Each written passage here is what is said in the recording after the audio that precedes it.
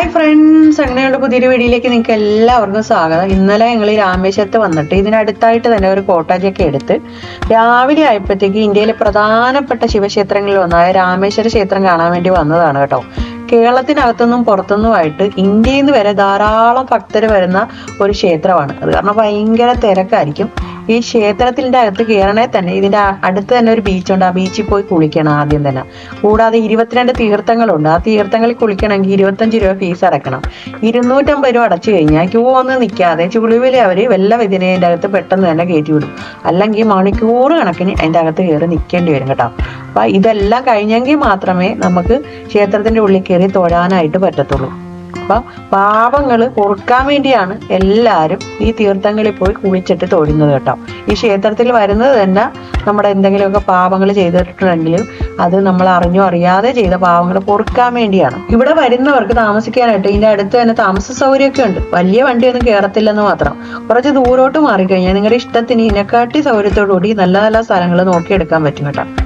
അപ്പം ഈ ക്ഷേത്രത്തെ പറ്റി പറയുകയാണെങ്കിൽ ഭാരതത്തിലെ തന്നെ എണ്ണപ്പെട്ട 4 ക്ഷേത്രങ്ങളിൽ ഒന്നായിട്ട് രാമേശ്വര ക്ഷേത്രം ഗണിക്കപ്പെട്ടിരിക്കുകയാണ് കേട്ടോ. ഭാരതത്തിലെ 12 ജ്യോതിർലിംഗങ്ങളിൽ ഒന്നായി രാമേശ്വര ക്ഷേത്രത്തിലെ ശിവലിംഗം പ്രസിദ്ധമാണ്. ശ്രീരാമനാണ് രാമേശ്വര ക്ഷേത്രത്തിലെ ശിവലിംഗ പ്രതിഷ്ഠ നടത്തിയിരുന്നതെന്നാണ് വിശ്വസിക്കപ്പെടുന്നത്. ഈ ക്ഷേത്രം ഉണ്ടായ കഥ പറയുന്നത് ഇങ്ങനെയാണ് കേട്ടോ. ഉഗ്രമായ രാമരാവണ യുദ്ധത്തിന് ശേഷം ശ്രീരാമ രാവണനെ വധിച്ചിട്ട് സീതയെ വീണ്ടെടുത്ത് സീതയും കൊണ്ട് ലങ്കയിൽ നിന്ന് രാമേശ്വരത്തെത്തിയ രാമനോട് രാവണനെയും ബഹുശതം പടയാളികളെയും കൊന്ന പാപം പരിഹരിക്കാനായിട്ട് മഹർഷിമാര് പറഞ്ഞത് ശിവലിംഗം പ്രതിഷ്ഠ നടത്തുവാൻ വേണ്ടിയാണ് കേട്ടോ. പ്രതിഷ്ഠ നടത്തുവാൻ മുഹൂർത്തം കുറിച്ചിട്ട് ശിവലിംഗം കൊണ്ടുവരാൻ ഹനുമാനെ കൈലാസത്തിലേക്ക് അയച്ചു. എന്നാൽ പ്രതിഷ്ഠയുടെ മുഹൂർത്തം അടുത്തിട്ട് ഹനുമാൻ ശിവലിംഗവുമായിട്ട് എത്തിയില്ല.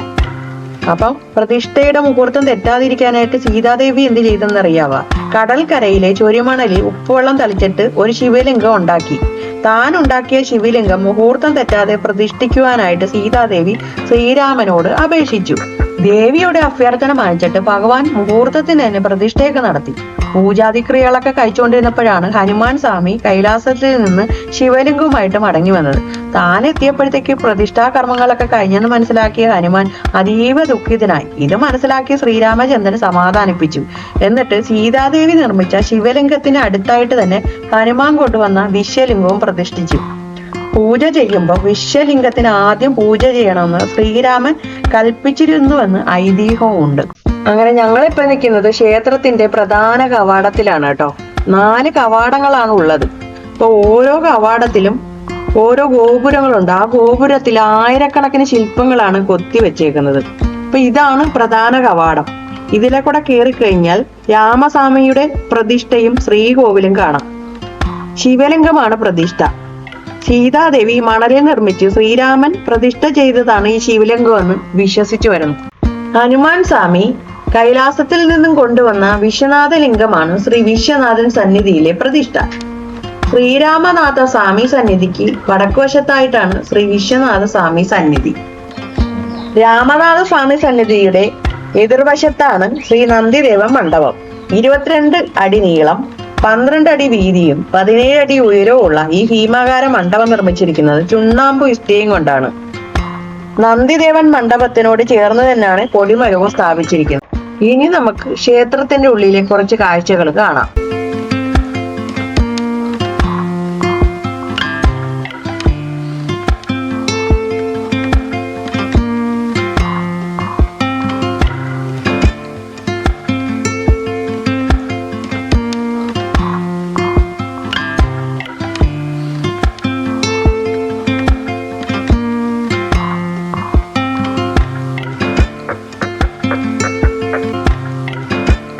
പതിനാറാം നൂറ്റാണ്ടിലാണ് അതിമനോഹരമായ ഈ ക്ഷേത്ര ഇടനാഴികൾ തീർക്കാൻ വേണ്ടി തുടങ്ങിയത്. ആദ്യമൊക്കെ ഒരു ഓലമേഞ്ഞ ചെറിയൊരു ക്ഷേത്രമായിരുന്നു കേട്ടോ. പിന്നീട് പല പല രാജാക്കന്മാരും വന്നിട്ട് ഓരോരുത്തരായിട്ട് കുറേശ്ശെ പണിതാണ് ഈ ക്ഷേത്രം ഈ ഒരു രൂപത്തിലേക്ക് ആക്കിയത്. 4000 അടി നീളമുള്ള ഇടനാഴിയാണ് ഈ ക്ഷേത്രത്തിനുള്ളത്. ഇന്ത്യയിലെ തന്നെ ഏറ്റവും നീളം കൂടിയ ക്ഷേത്ര ഇടനാഴിയാണിത്. 1215 തൂണുകളാണ് ഈ ഇടനാഴിക്കുള്ളത്. തൂണുകളുടെ ഉയരം അടിത്തട്ടിൽ നിന്ന് മുകള് വരെ 30 അടിയാണ്. ഓരോ തൂണിലും അതിമനോഹരമായ ശില്പങ്ങളാണ് കൊത്തിവെച്ചിട്ടുള്ളത്. മനുഷ്യപ്രയത്നത്തിന്റെ ഒരു അത്ഭുതം തന്നെ കാണാം ഈ ക്ഷേത്രത്തിന്റെ ഉള്ളിൽ.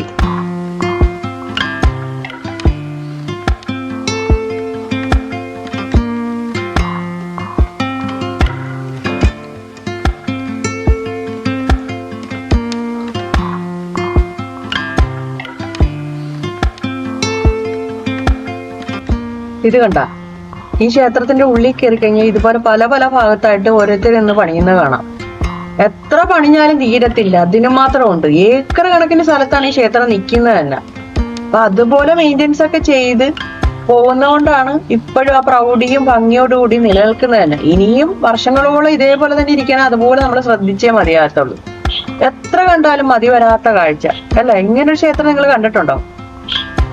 ഈ ഇടനാഴി കൂടെ വരുമ്പോഴത്തേക്ക് കുറെ ആൾക്കാർ അവിടെ കച്ചവടത്തിനൊക്കെ ഇരിക്കുന്ന കണ്ടില്ലേ? അത് ഈ ക്ഷേത്ര സംബന്ധമായിട്ടുള്ള നേർച്ചകളും വഴിപാടുകളും നടത്താനുള്ള സാധനങ്ങളുമായിട്ട് ഇരിക്കുവാണ് കേട്ടോ. കൂടാതെ ഇതിൻ്റെ അകത്ത് വീഡിയോ എടുക്കാനുള്ള പെർമിഷൻ ഒന്നും ഇല്ല. വല്ല വിധേനയും നമ്മൾ പറ്റുന്ന രീതിയിലൊക്കെ എടുക്കാൻ ശ്രമിച്ചിട്ടുണ്ട്. ഈ ക്ഷേത്ര മതിൽക്കെട്ടിനുള്ളിൽ 22 തീർത്ഥങ്ങളാണ് ഉള്ളത്. കൂടാതെ ക്ഷേത്ര പരിസരത്തായിട്ട് 33 തീർത്ഥങ്ങൾ വേറെയും ഉണ്ട് കേട്ടോ. ഈ തീർത്ഥങ്ങളിൽ മുങ്ങി കുളിക്കണമെന്നാണ് വിധി. പക്ഷെ ഇതിൽ ഭൂരിഭാഗവും ക്ഷേത്രഭൂമിയിലുള്ള കിണറുകളാണ്. പിന്നെ ഇതിനെപ്പറ്റി ചെറിയ ഒരു വിവരണം പറയുകയാണെങ്കിൽ, ശ്രീ മഹാലക്ഷ്മി തീർത്ഥം 1, സാവിത്രി തീർത്ഥം, ഗായത്രി തീർത്ഥം, സരസ്വതി തീർത്ഥം, സേതുമാധവ തീർത്ഥം, ഗന്ധമാർദ്ദന തീർത്ഥം. ഇതിൽ കൂടുതലും ഈ പാപങ്ങൾ പൊറുക്കാനും ദാരിദ്ര്യം മാറാനും ഐശ്വര്യത്തിനൊക്കെ വേണ്ടിയുള്ളതാണ് കേട്ടോ.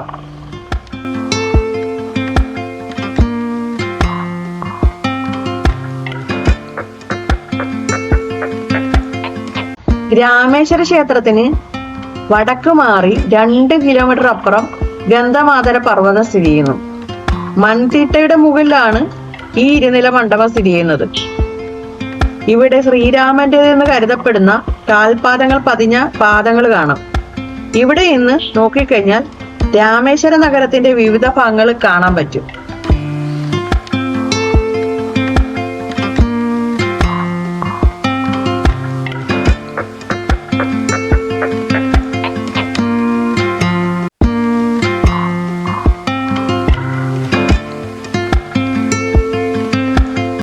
അങ്ങനെ ക്ഷേത്രത്തിന്റെ ഉള്ളിൽ കൂടെ കുറേയൊക്കെ നടന്നതിന് ശേഷം ഒടുവിൽ ഇവിടം വരെ എത്തി കേട്ടോ.